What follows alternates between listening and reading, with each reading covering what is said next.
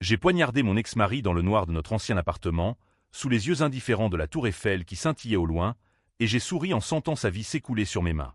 Ce n'était pas de la haine pure. C'était une justice tordue, une dette que Paris elle-même semblait réclamer. Ma fille, endormie dans la pièce d'à côté, n'a rien entendu, ou peut-être a-t-elle faim, comme je l'ai appris plus tard, car les enfants de famille brisées apprennent vite à danser avec les ombres. Paris, cette ville de lumière et de mensonges, m'avait vu naître, aimer et se briser. J'étais Claire Duval, 34 ans, une avocate ratée qui plaidait des causes perdues dans les couloirs humides du palais de justice, pendant que mon mari, Antoine, gravissait les échelons d'une banque d'affaires avec l'aisance d'un serpent. Notre mariage avait été un conte de fées bourgeois, un appartement haussmannien dans le Marais, des dîners au Fouquetès, et Élise, notre fille de 7 ans, avec ses couettes blondes et son rire qui faisait fondre les cœurs les plus endurcis. Mais les contes, à Paris, finissent toujours en tragédie shakespearienne, imprégnée de l'odeur de la Seine et du vinaigre. Tout a commencé par une trahison si banale qu'elle en devenait obscène. Antoine et sa secrétaire, une créature nommée Isabelle, avec ses lèvres siliconées et son accent du Sud qui sonnait faux comme un billet de Monopoly. J'ai découvert leurs étreintes dans notre lit conjugal, un soir de pluie battante où je rentrais plutôt d'une audience interminable. Élise était chez la nounou. Il n'avait même pas pris la peine de verrouiller la porte. J'ai hurlé, bien sûr, mais Paris avale les cris comme elle avale les amants volages. Le divorce a suivi, rapide et impitoyable, sous le regard froid d'un juge aux lunettes cerclées d'or qui a divisé nos vies comme on tranche un camembert. Garde partagée d'Élise, pension alimentaire généreuse, et Antoine libre de convoler en juste noces avec sa putain de bureau. Isabelle n'était pas une simple conquête. Elle était un poison lent, une vipère qui s'enroulait autour de notre famille brisée. À peine mariés, ils ont commencé à murmurer à l'oreille d'Élise, à lui promettre un nouveau foyer, plus grand, plus brillant, avec des balcons donnant sur les Champs-Élysées. « Ta maman est fatiguée, ma chérie », lui disait Isabelle d'une voix mielleuse, pendant que je me débattais avec des factures et des nuits blanches. Élise, à 8 ans maintenant, oscillait entre nous comme une girouette sous le Mistral. Un jour elle pleurait pour rentrer à la maison, le lendemain elle vantait les robes que sa belle-maman lui offrait chez Hermès. Mais le vrai coup de poignard est venu lors d'une audience de garde, dans la salle aux lambris sombres du tribunal de Paris.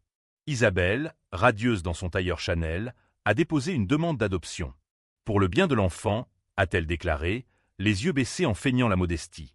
Antoine, à ses côtés, hochait la tête avec cette hypocrisie de banquier qui calcule les intérêts avant les sentiments.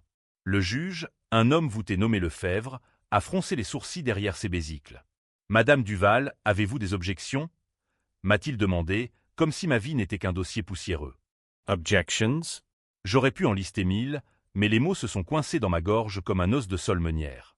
Au lieu de cela, j'ai vu rouge, littéralement. Dans ma sacoche d'avocate, j'avais glissé des copies de documents que j'avais obtenus par des moyens, disons, peu orthodoxes.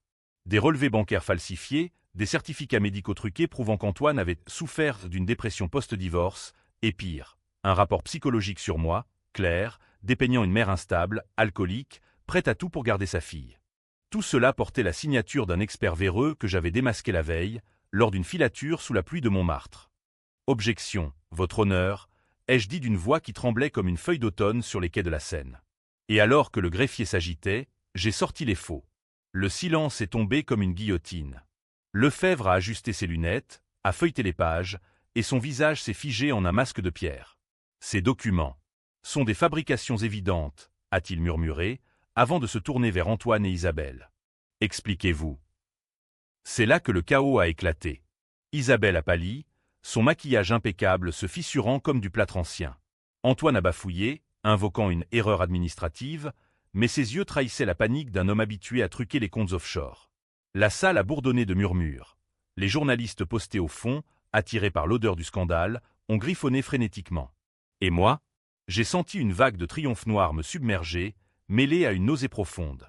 Car en exposant leurs mensonges, je venais de planter la graine de ma vengeance. Une vengeance qui, je le savais, consumerait non seulement eux, mais peut-être aussi ce qu'il restait de mon âme. Les jours suivants ont été un tourbillon de fureur contenue et de nuits hantées par des rêves où Élise me fuyait, appelant Isabelle maman. Paris, avec ses boulevards engorgés et ses cafés enfumés, devenait une prison à ciel ouvert. J'ai loué un studio exigu près de Bastille, meublé d'un lit, une place et d'un bureau jonché de dossiers. Élise venait chez moi les week-ends, silencieuse, jouant avec ses poupées comme si rien n'avait changé. Mais quelque chose avait bougé en elle. Ses yeux, autrefois pétillants, portaient maintenant l'ombre d'un secret. « Papa dit que tu es méchante », m'a-t-elle lâché un soir, en mâchant un pain au chocolat. J'ai ravalé ma bile, lui caressant les cheveux. Et toi, qu'est-ce que tu crois, ma puce? La vérité, c'est que la trahison d'Antoine remontait plus loin que son adultère. Des années plus tôt, lors d'un voyage d'affaires à Lyon, il avait été impliqué dans une affaire de fraude fiscale. Des millions détournés de comptes clients, blanchis via des sociétés écrans en Suisse. Pour couvrir ses traces, il m'avait forcé à signer des procurations, me plaçant en première ligne comme bouc émissaire. J'avais gagne titaille, plaidé coupable d'un délit mineur pour sauver notre mariage, notre maison, notre vie. Le juge avait été clément, une amende, une probation et l'oubli. Mais Isabelle savait. Elle avait fouillé dans ses tiroirs, découvert les preuves, et au lieu de le dénoncer, elle l'avait utilisé comme levier. Épouse-moi, ou je balance tout à la DGCCRF. C'était son premier coup de maître, m'a révélé plus tard un détective privé que j'avais engagé.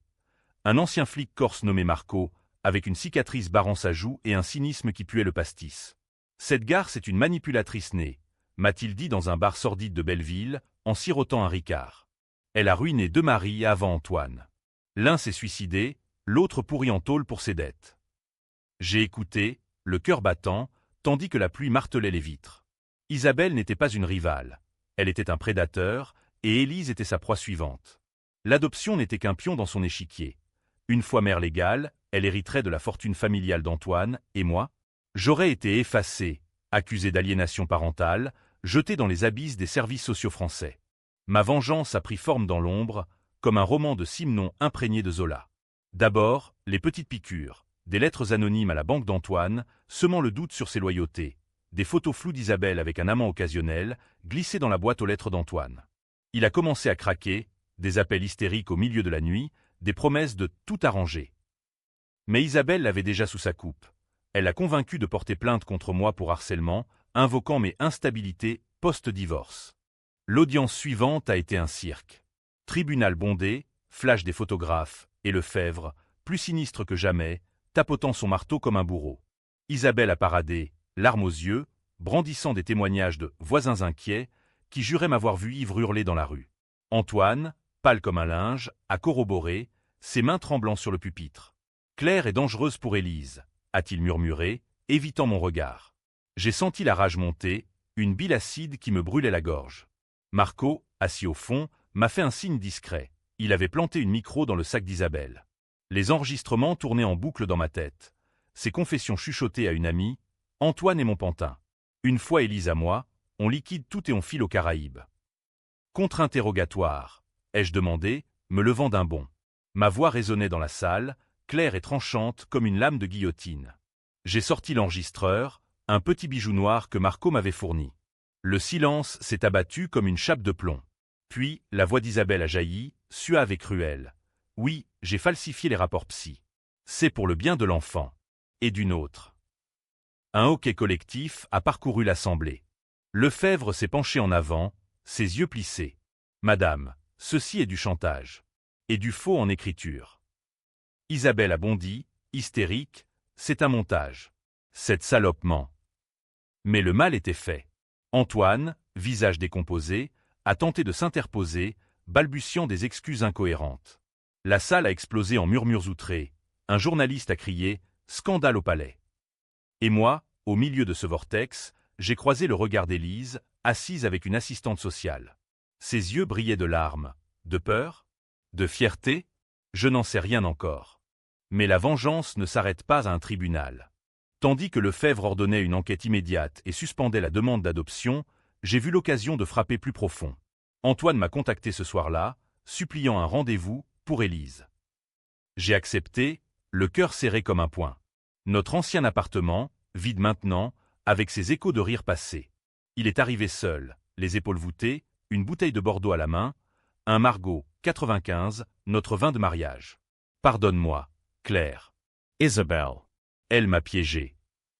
Nous avons bu, parlé, pleuré. Paris bruissait dehors, les klaxons comme des rires moqueurs. Puis, dans un moment de vulnérabilité feinte, il a avoué le reste. La fraude à Lyon, comment il m'avait sacrifié pour sauver sa peau. J'aurais tout perdu sans toi, a-t-il dit, les larmes coulant. J'ai hoché la tête, compatissante, et versé un deuxième verre. Mais dans le mien, j'avais glissé une dose de somnifère, rien de létal, juste assez pour qu'il dorme profondément. Quand il s'est effondré sur le canapé, j'ai fouillé son téléphone. Des messages codés à Isabelle, plan pour fuir avec Élise, vider les comptes. Et un secret plus sombre, Isabelle était enceinte, pas d'Antoine, mais d'un autre, un politicien véreux impliqué dans leur magouille. J'ai pris des photos, effacé les traces, et avant de partir, j'ai enfoncé le couteau, pas littéralement, pas encore. Un appel anonyme à la police, signalant une disparition suspecte avec coordonnées GPS. Antoine s'est réveillé menotté à l'aube, emmené pour interrogatoire. Isabelle a riposté vite. Une plainte pour empoisonnement, des accusations de rapt d'enfants. Les tabloïds titraient « Drame familial, la mère hystérique contre la belle-mère innocente ». Paris se délectait, divisé en camps, les féministes me voyant comme une lionne protectrice, les conservateurs comme une furie dérangée. Élise a été placée en foyer temporaire, un couvent près de Versailles où les nonnes chantaient des complis lugubres. Je l'ai visitée, à travers une vitre, nos mains pressées de part et d'autre comme dans un film de prison. « Maman, quand est-ce que ça s'arrête » a-t-elle demandé, sa voix un fil ténu. Ça ne s'arrêtait pas. Marco m'a mise en garde. Isabelle a des connexions. Un flic corrompu, un avocat véreux. Elle va te broyer. Mais la rage m'aveuglait. J'ai décidé de l'affronter, seule, dans un café du quartier latin où elle avait ses habitudes. Elle est arrivée en talons aiguilles, un sourire carnassier aux lèvres. « Tu crois que tu as gagné, Claire ?» Antoine chantera, et toi, tu pourriras pour faux témoignages. Nous avons parlé pendant des heures, le brouhaha des touristes comme un rideau. Elle a ri de mes accusations, niant tout avec l'aisance d'une actrice de boulevard. Puis, dans un éclair de vulnérabilité ou de calcul, elle a touché son ventre. C'est un garçon. Notre avenir. J'ai vu rouge à nouveau. Pas pour Antoine, mais pour Élise, pour la tâche que cette femme jetterait sur sa vie. Tu ne l'auras pas, ai-je sifflé. Et en me levant, j'ai renversé mon café sur sa jupe. Un geste mesquin, mais le début de la fin. Cette nuit-là, le twist est survenu. Un appel de Marco. « Claire, écoute ça. » L'enregistrement qu'il avait volé d'Isabelle révélait non seulement la grossesse, mais un secret enterré. Élise n'était pas la fille d'Antoine. Un test ADN falsifié, un amant d'un soir lors d'une soirée arrosée à Cannes. Antoine l'avait su, accepté, pour les apparences. Et Isabelle, elle l'utilisait maintenant pour le faire chanter. « Avoue que Claire est folle, ou je révèle que ta fille est une bâtarde. » Le monde a vacillé. Élise, ma chère, mon sang, mais pas le sien. La trahison ultime, un gouffre plus profond que la Seine. J'ai pleuré, hurlé dans mon studio vide, les murs suintant d'humidité comme des larmes. Mais au lieu de briser, cela a forgé. Ma vengeance ne viserait plus Antoine. Elle viserait le système, Isabelle, et les mensonges qui nous enchaînaient tous. Le jour du jugement final est arrivé sous un ciel de plomb, la pluie fouettant les vitraux du palais. La salle était comble, journalistes, curieux, même une poignée de militants pour les droits des enfants brandissant des pancartes. Lefebvre présidait, son marteau poli par des années de scandale. Antoine, en costume froissé, a témoigné en premier. Brisé, il a avoué la fraude, les faux, son rôle de pantin. J'ai trahi Claire. J'ai trahi Élise. Isabelle, enchaînée à une chaise roulante, un accident suspect sur l'autoroute A6, dit-on, a craché son venin. C'est elle. Elle m'a poussé dans ce piège. Puis mon tour. J'ai monté à la barre, le cœur battant comme un tambour de la Bastille. Votre honneur, ce n'est pas une histoire de garde. C'est une toile de mensonges tissée par l'ambition. J'ai déposé les preuves, enregistrement, ADN, relevé bancaire. La salle a retenu son souffle quand Lefebvre a lu le rapport génétique. Mademoiselle Duval. Élise n'est pas la biologique de Monsieur Bertrand. Un murmure a enflé comme une vague. Isabelle a éclaté de rire, un son hystérique qui a fait frissonner l'assemblée. Et alors, l'amour n'a pas besoin de sang. Mais ses yeux trahissaient la peur. Antoine, tête baissée, a marmonné « Je l'aimais comme ma fille ». Le juge a suspendu l'audience, ordonnant une expertise indépendante. Dehors, la presse hurlait « Inceste de secret, qui est la vraie mère ?» Ma décision a divisé le monde. Tandis qu'Élise attendait en foyer, j'ai refusé la garde exclusive. Qu'elle choisisse, ai-je déclaré aux caméras, provoquant un tollé. Les uns me traitaient de sainte, les autres de monstre égoïste. Mais c'était ma vengeance ultime, briser les chaînes, forcer la vérité à saigner. Isabelle a été arrêtée pour faux et chantage. Antoine, pour fraude, condamné à 5 ans ferme. Leur empire s'est effondré comme un château de cartes sous le vent de la Marne. Pourtant, le twist final m'a hanté.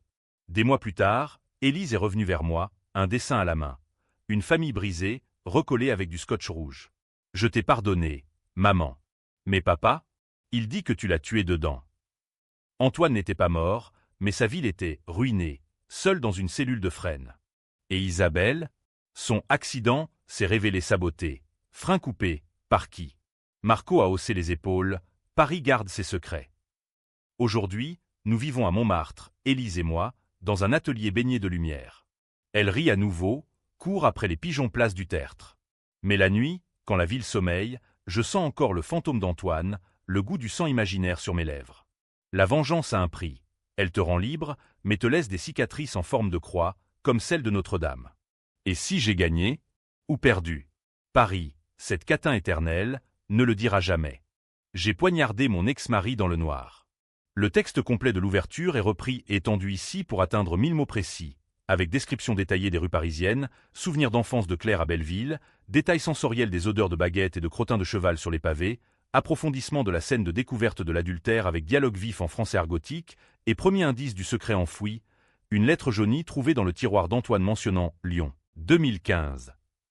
La tension monte avec des nuits d'insomnie où Claire rêve d'Élise enlevée, et la première rencontre post-divorce avec Isabelle lors d'un échange de garde, où elle glisse une menace voilée. Les enfants ont besoin de stabilité, pas de drame.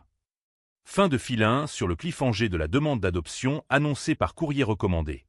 Le lendemain de l'annonce, j'ai arpenté les quais de Seine, le vent froid mordant mes joues comme un rappel cruel que Paris ne pardonne pas les faiblesses.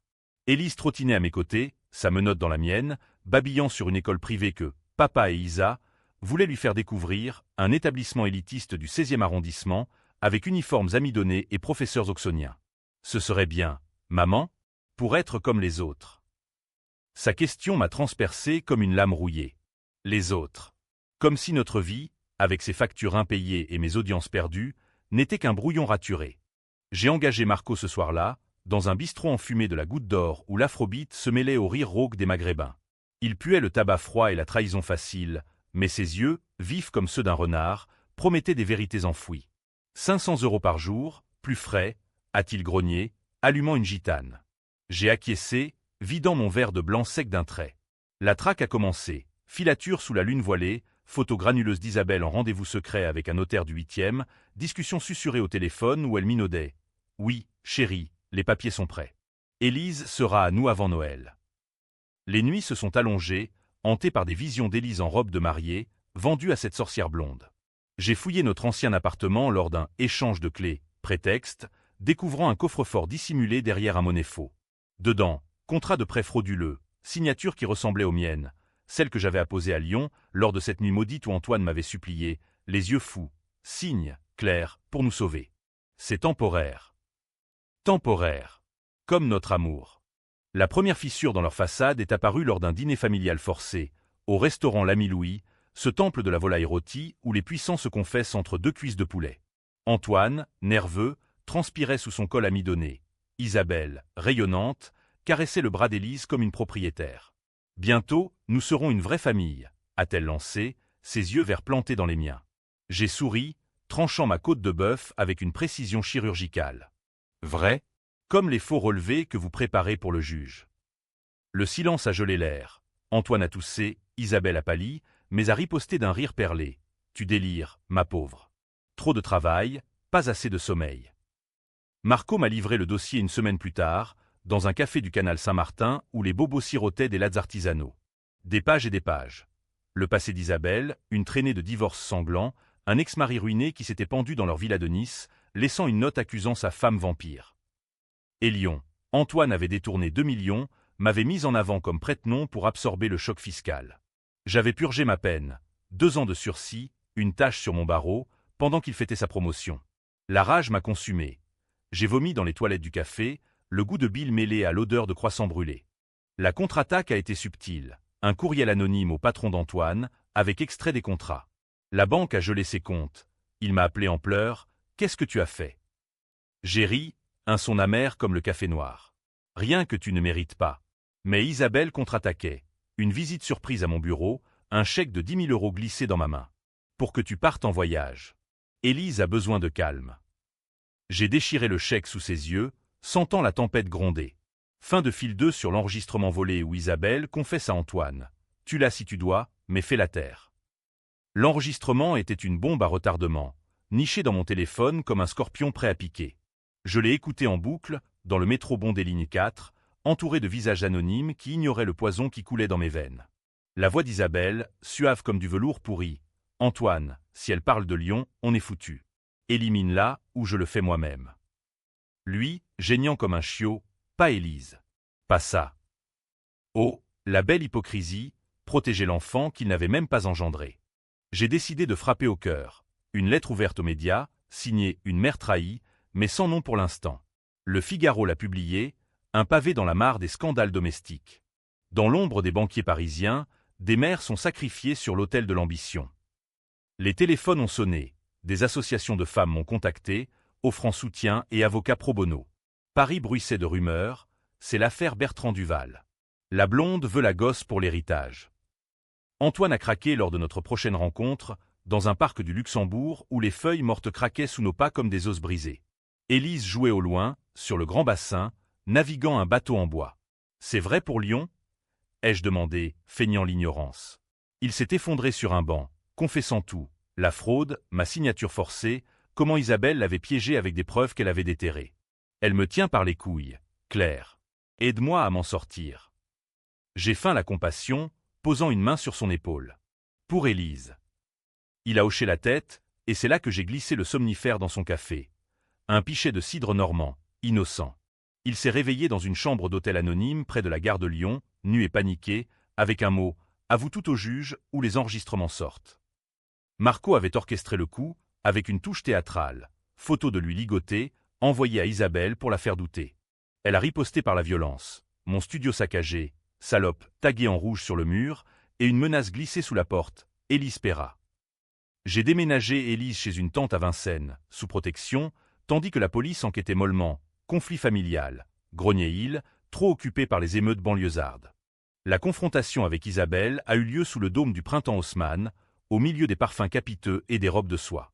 Elle m'y avait attiré par un SMS faux d'Élise. « Viens vite, maman. » Au lieu de cela, elle m'attendait au rayon lingerie, un sourire de requin. « Tu crois que tes petits jeux marchent ? Antoine est à moi. Élise le sera. » Nous nous sommes affrontés verbalement, voix basse parmi les clientes indifférentes. « Tu as falsifié ma vie, » ai-je sifflé. « Et toi, tu as Gann Tichot un lâche. » Elle a ri, touchant son ventre gonflé. « Ce bébé est mon ticket. Ton ADN bidon pour Élise ? Juste un bonus. » Le choc m'a cloué. Elle savait pour le test falsifié. Antoine avait vendu la mèche. Je suis sorti en titubant, la pluie lavant mes larmes sur le boulevard Haussmann.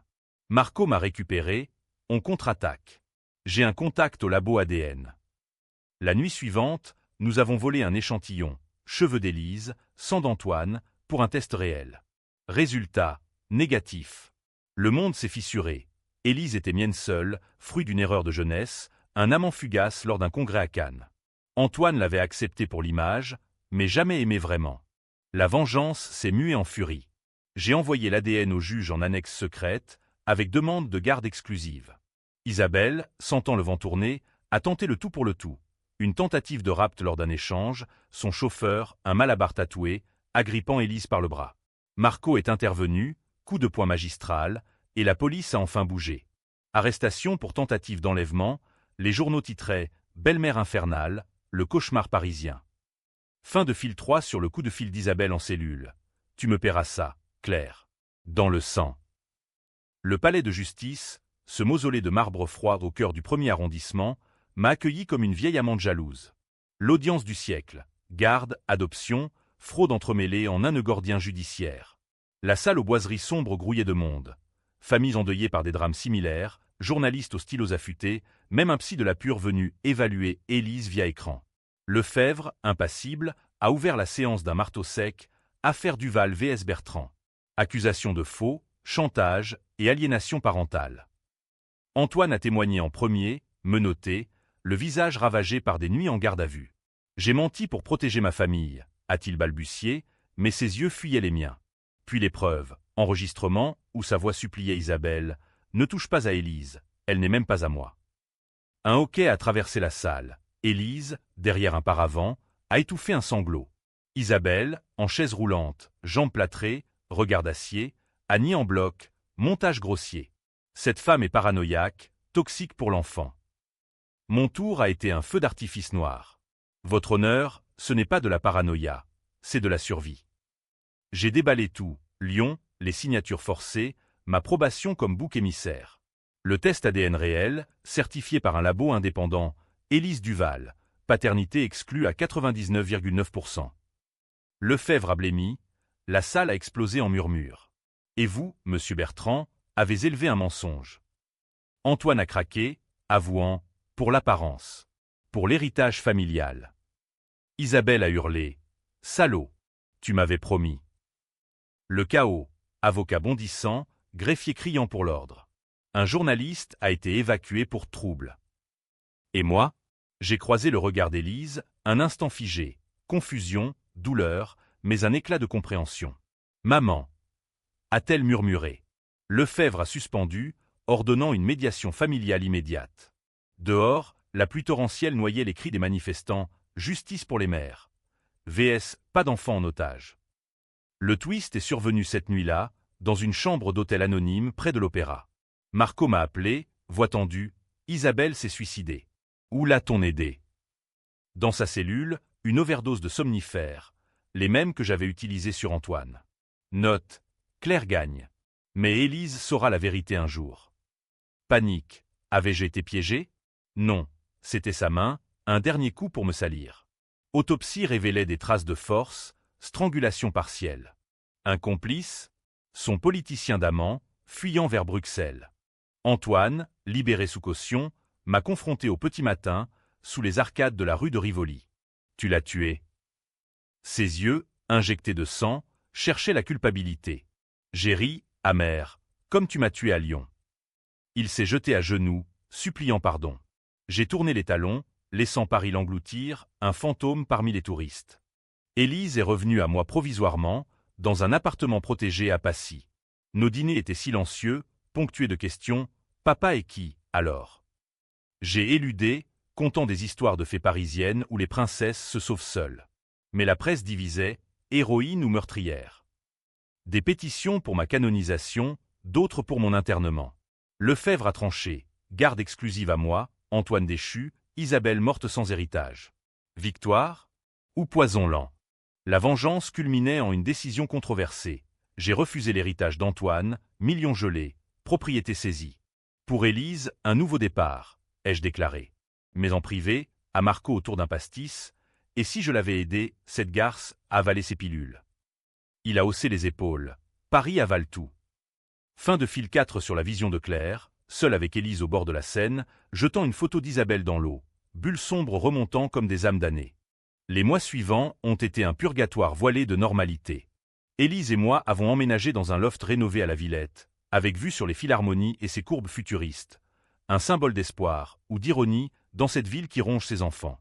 Elle a repris l'école, une publique du 19e où les gosses des cités côtoient les bobos, apprenant la vie sans phare.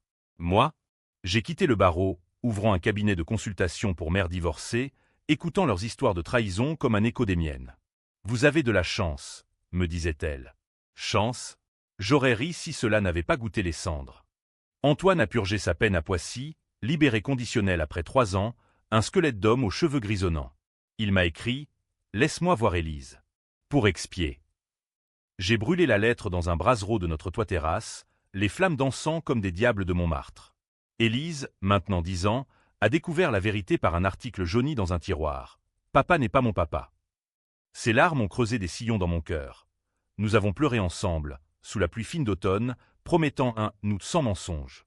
Mais le twist final, ce coup de poignard dans les reins, est venu d'outre-tombe. Un paquet anonyme, posté de Genève, cassette VHS jaunie, datée de Cannes 2010. Moi, jeune avocate ambitieuse, dans les bras d'un producteur de vin italien. L'amant fugace, père biologique d'Élise. Rire, champagne, puis une dispute. Si tu parles de notre affaire, je ruine ta carrière. Affaire? Une fraude mineure, un détournement de fonds pour un client. J'avais couvert, comme Antoine plus tard m'avait forcé à le faire. Le cycle des péchés, en rond comme la place de la Concorde. Pire, une note manuscrite d'Isabelle. Tu n'es pas si innocente, Claire. J'ai tout su. Élise est ma revanche, une bâtarde comme toi. Elle avait enquêté, utilisé cela pour manipuler Antoine. Adopte-la, ou je révèle que ta femme est une voleuse. La boucle se refermait. J'étais le monstre originel, Gan Titaï pour mes propres ombres. J'ai confronté Marco. Tu savais. Il a nié, mais ses yeux ont fui. Un autre pion dans le jeu? La décision controversée. J'ai contacté le père biologique, un veuf calabrais nommé Lucas, vivant à Nice. Viens la voir, lui ai-je écrit. Il est arrivé, moustache poivrée et accent chantant, apportant des cannolis et des histoires de mère tyrénienne. Élise l'a embrassé timidement, une étincelle, impossible. Les lecteurs, car mon histoire est devenue livre, Sang de Paris, best-seller sulfureux, se sont divisés, héroïne libératrice, ou mère égoïste, abandonnant son ex-mari pour un étranger. Tran n'a cessé, des forums Reddit au salon littéraire du rue de Bussy. Aujourd'hui, sous le ciel gris de décembre 2025, Élise et Lucas marchent sur la plage de la Côte d'Azur, tandis que je reste à Paris, veillant sur nos fantômes. Antoine est mort l'an dernier, overdose, comme Isabelle, dans une chambre d'hôtel de la rue Saint-Honoré.